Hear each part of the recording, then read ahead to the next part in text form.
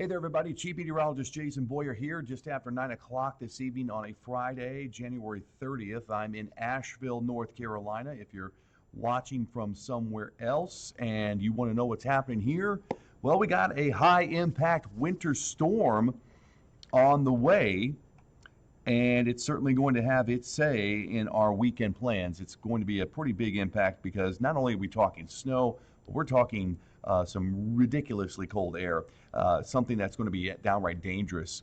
All right, so let's first dive into what's happening here as the snow begins to fly, and I want to kind of highlight the pieces of the puzzle, if you will, that are coming together. So now snow is expanding. We have widespread winter storm warnings here in the pink, and that includes virtually everybody in the Carolinas, obviously, and a lot of Georgia, parts of eastern Tennessee, parts of southern Virginia as well. These will go respectively through the weekend for many, at least through Saturday.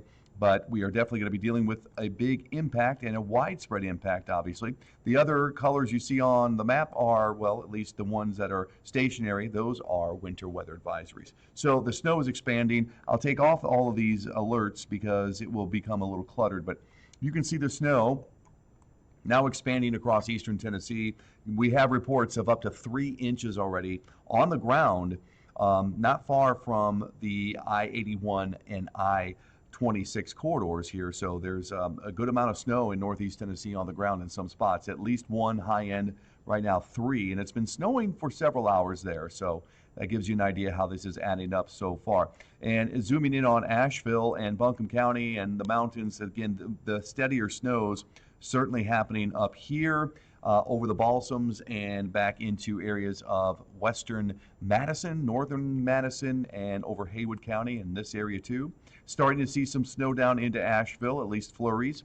Nothing that's going to be terribly heavy at first, but we'll start to see banding kind of fill in the radar as these snow bands will make their way over the mountains and the moisture starts kind of crashing down, if you will, like a wave into more of the valleys. So we're just kind of waiting and seeing how this plays out in the next, say, 3 hours, because the initial round of snow isn't expected to be as impactful, obviously, as the next round after that, which is going to come more so overnight. So that's going to be a bigger round, and that's certainly going to add up to more. So here's how we see things timing out.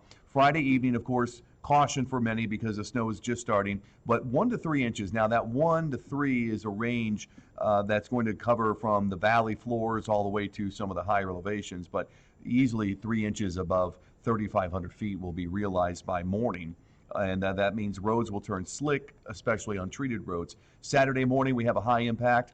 We have the heaviest snow expected to fall probably around 5 or 6 in the morning up until about lunchtime tomorrow, and will probably add up a good bit. We're talking 2 to 4 inches for many additionally, if not more, and that means more dangerous travel as conditions continue to really deteriorate on the roads, and the temperatures will be dropping. The wind will be picking up. It's just not going to be a good time to be venturing out tomorrow, and it goes for the rest of the day too. Even though the snow starts to taper or wind down for many into the afternoon on Saturday, it's still going to be going through the day on into the night as we get into the high elevations of our mountains. And that's going to add up more snow there.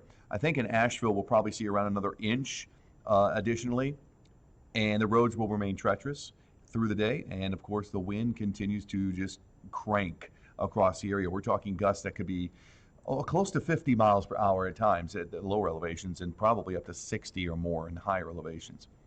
So it's just going to be a mess. Okay, so there you go. The snow's really picking up overnight. In the morning, we start out in the teens and 20s, and it will feel much colder than that with the wind. Into the early afternoon, notice I mentioned the snow starts to taper. I think the first places that will see the snow taper will be our southwestern areas, the valleys. You're down here in Andrews, Hayesville, Bryson City, Franklin, Silva, and maybe even down in Brevard.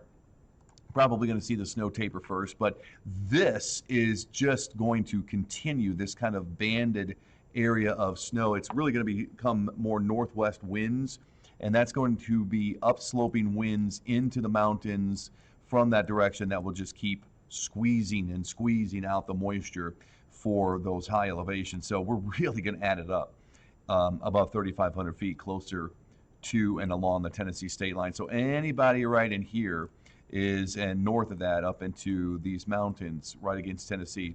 Really some big numbers. Now, it's still snowing even into the late afternoon and early evening for the upstate.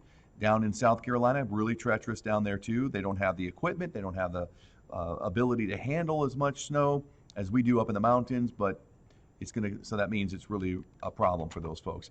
The temperatures will just start to crash overnight into Sunday morning. These are just air temperatures, and they're probably going to bottom out somewhere in the single digits.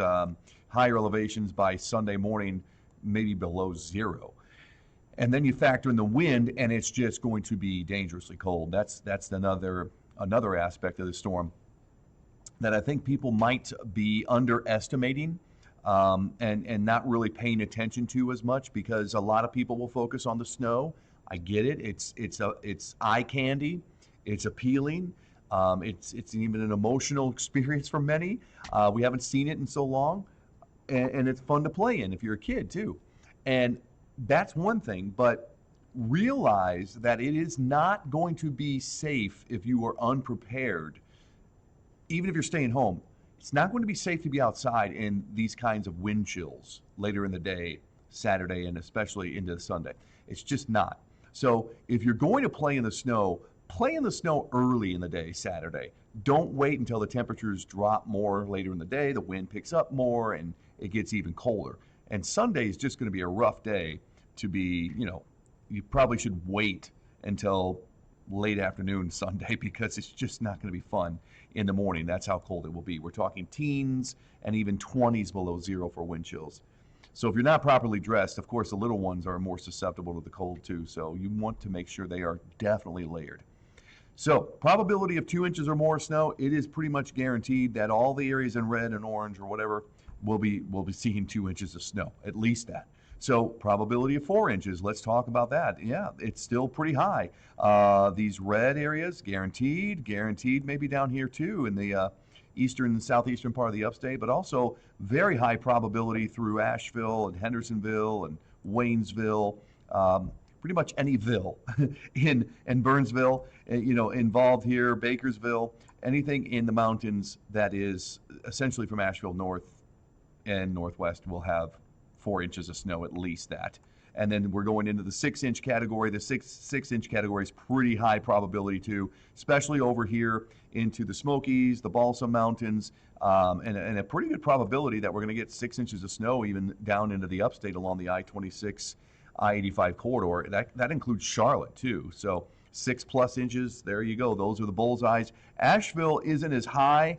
It's close, but I mean, it's in terms of the probability, 40 to 50% is probably more around the probability of at least 6 inches in Asheville. Let's talk 8 inches. Now we're pushing upward of less likely, okay, in that category. I mean, it's about a 30 to 40% chance down here in some of the upstate, but really the bullseye for the chances of 8 or more inches, I think, is going to be higher up in Haywood, Jackson, Swain, Madison County, and maybe Yancey County. Those places could see those kinds of 8+ inch totals. When it comes down to it, here's what we're thinking. We're thinking it's a solid 4 to 8 inches for many in the valleys below 3,500 feet. I think that's going to be very common. 4 to 8 inches for Asheville, Hendersonville, Brevard, Cullowhee, Bryson City, Robbinsville. Now, Robbinsville, I think you're in the 4 to 8. Burnsville, 4 to 8. Marshall's kind of on the edge of that, but I think you're going to end up with around 6 to 9 or 5 to 8 in that range for Marshall. 9 to 12, though, along the border, the Tennessee state line. Look at that, 912 plus. I mean, I'm going to put a plus on there. I don't really forecast a lot for the highest elevations because not many people live there. I mean, we're talking high peaks that many won't even venture to. But if you want to know how much could add up, there you go, 9 to 12. And down over the upstate, I'll cover you guys too. You are looking at a solid widespread 4, high end 5 to 7. I think a lot of the areas from Clemson east will have the bigger numbers, but less as you go west and southwest. So that's how we see it playing out for them. Hey, listen, we're just going to leave it at that. You just got to understand it's going to be a high impact event through the weekend. The impacts will probably go beyond the weekend because of a lot of snow still left on the ground, and we'll have to deal with it into next week. So that's kind of the update for now. I appreciate you guys out there listening in, and We'll certainly be talking more throughout the evening, and we have more coverage for you starting at 10.